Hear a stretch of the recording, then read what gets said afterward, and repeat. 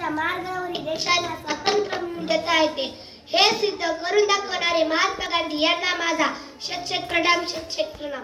सन्मान्य आदरणीय गुरुजन वर्ग आणि ते असलेल्या सळसळत्या रक्ताच्या तरुशिलदारांना माझा सुप्रेम नमस्कार. मी सई रामेश्वर जेजे यंदा महात्मा गांधी जयंती निमित्त बोलण्यास आपल्या समोर उभी आहे. महात्मा गांधी एक महान स्वतंत्र सैनिक होते ज्यांनी आपले संपूर्ण आयुष्य भारताच्या स्वतंत्र चळवळीसाठी खर्च केले.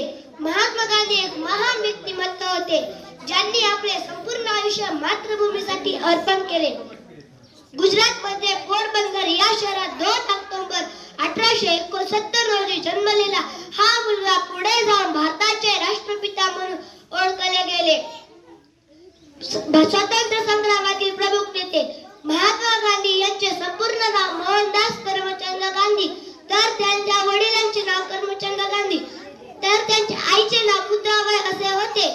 वयाच्या 13व्या वर्षी कस्तुरबा कपाडिया यांच्याशी बालविवाह होऊन शालेय शिक्षण संपून वयाच्या 19व्या वर्षी 1888 मध्ये गांधीजी वकिलाचे शिक्षण घेण्यासाठी लंडनला गेले.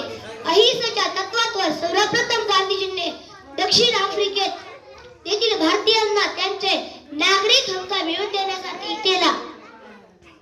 महात्मा गांधीजींनी देशातील गरीब जाती भेदभाव नष्ट करण्यासाठी खूप प्रयत्न केले. 15 ऑगस्ट 1947 रोजी भारताला स्वातंत्र्य मिळाले. मित्रांनो, बऱ्याच जणांना हे माहित नसेल की महात्मा या शब्दाचा संस्कृत मधील अर्थ महान महात्मा असा होतो. महान महात्मा असा होतो. 30 जानेवारी 1947 रोजी महात्मा गांधीजींचा मृत्यू झाला. दिल्लीतील बिर्ला भवानीच्या बागेतून फिरत असताना नथुराम गोडसे या हिंदूने त्यांच्यावर गोळ्या झाडल्या.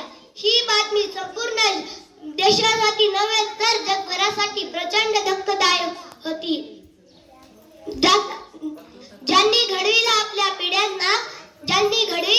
पिढ्यांना वंदन करू त्या पूर्वजांना.